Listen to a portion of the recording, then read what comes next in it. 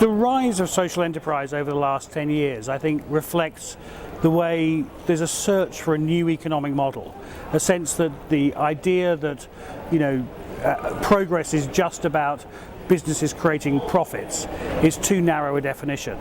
That we have to find a new kind of business that serves people and planet as well as the bottom line. With GDP per capita. GDP was invented 80 years ago as a macroeconomic management tool. It's a statistical creation to tell us how much an economy is producing every year. But it's evolved, it's become the measure, the de facto measure of the well-being of our societies. Why has it done that?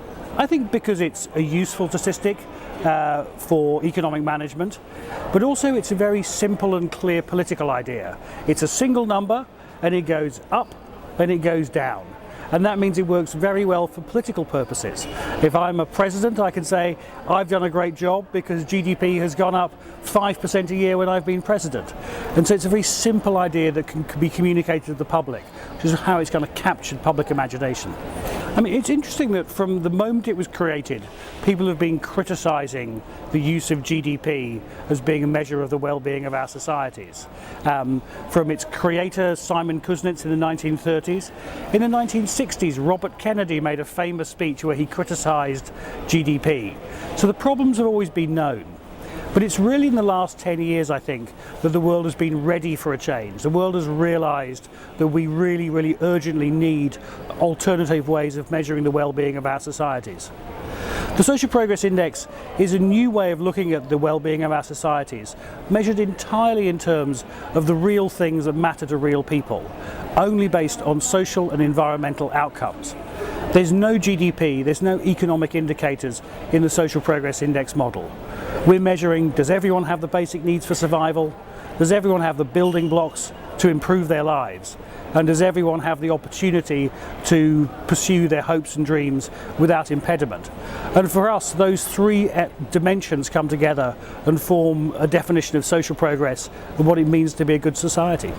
So Italy ranks 31st out of 133 countries in the world on the Social Progress Index. That puts it in the second category of high social progress. That's the good news. The bad news is that Italy is at the bottom of the high social progress category and actually is the lowest scoring member of the G7. Also, because the Social Progress Index includes no GDP, we can look at how a country is performing relative to its level of economic development. And I'm sad to say that Italy comes out statistically significantly underperforming on social progress relative to its GDP per capita.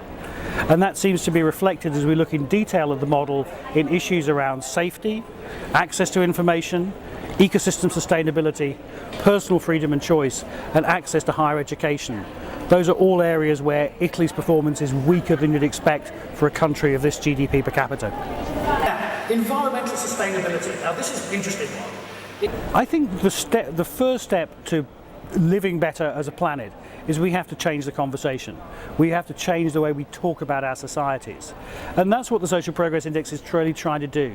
It's trying to say, let's have not just a conversation about getting richer, getting more GDP, but about getting better in terms of the real things that matter in our lives, talking about social progress and doing that across sectors, recognizing that social innovators in government, business and civil society have a role in achieving social progress.